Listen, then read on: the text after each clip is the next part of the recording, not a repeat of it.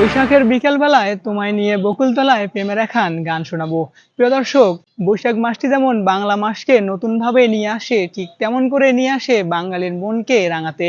হ্যাঁ প্রিয় দর্শক, আর এই বাঙালির রাঙানো মন রাঙানো থাকার জন্য প্রতি বছর আয়োজন করা হয় কুড়িগ্রাম জেলার উলিপুর উপজেলায় এক বিশাল বৈশাখী মেলার।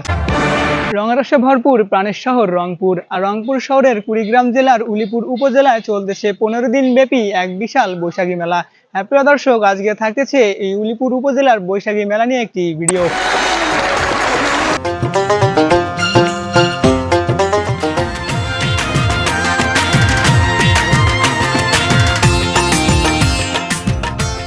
রঙরসে ভরপুর প্রাণের শহর রংপুর, আর রংপুর শহর মানেই বিনোদনের ভরপুর। আর রংপুর শহরের 8টি জেলার মধ্যে আমাদের জেলা কুড়িগ্রাম, তাই তো বিনোদনের দিক থেকে যাবে না কুড়িগ্রাম জেলা বাদ। এজন্যই তো কুড়িগ্রাম জেলায় উলিপুর থানায় প্রতি বছর অনুষ্ঠিত হয়ে থাকে বৈশাখী মেলা। আর দেখতে দেখতে কুড়িগ্রাম জেলার উলিপুর থানার বৈশাখী মেলাটি যেন 21তম মেলা পেরিয়ে গেল। প্রিয় দর্শক, আজকে এই ভিডিওতে থাকতেছে বৈশাখী মেলা সম্পর্কিত বেশ কিছু তথ্য।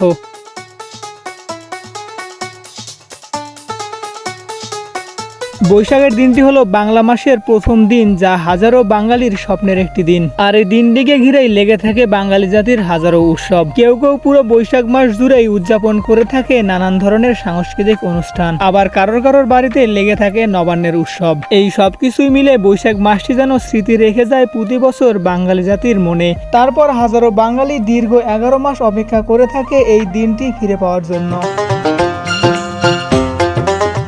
মেলা মানে একটু আনন্দ ফুর্তি, মেলা মানে একটু ঘোরাঘুরি। এজন্যই তো শিল্পীরা তাদের গানের ভাষায় বলে থাকে, অমুক মেলাতে নিয়ে যাও, যাও দুলা ভাই সাথে নিয়ে যাও। প্রিয় দর্শক, এতক্ষণ দেখার পর আপনাদের মনে হয়তো বা একটা চিন্তা ধারণা আসতে পারে উলিপুরের এই বৈশাখী মেলায় কি কি পাওয়া যাচ্ছে। প্রিয় দর্শক, বর্তমান উলিপুরের বৈশাখী মেলাটি অনুষ্ঠিত হচ্ছে উলিপুর সরকারি কলেজ মাঠে। আর এই মেলার মধ্যে ঢুকতে গেলে প্রথমে চোখে পড়বে বিশাল আকারের একটি বড় গেট। আর এই গেট দিয়ে প্রবেশ করার পরে দেখা যাবে সরাসরি বড় অক্ষরে লেখা আছে 21তম উলিপুর বৈশাখী মেলা। তারপর একটু পাশে তাকালেই দেখা যাবে হাজারো নিত্য প্রয়োজনীয় পণ্য সামগ্রীর বিশাল বিশাল দোকান।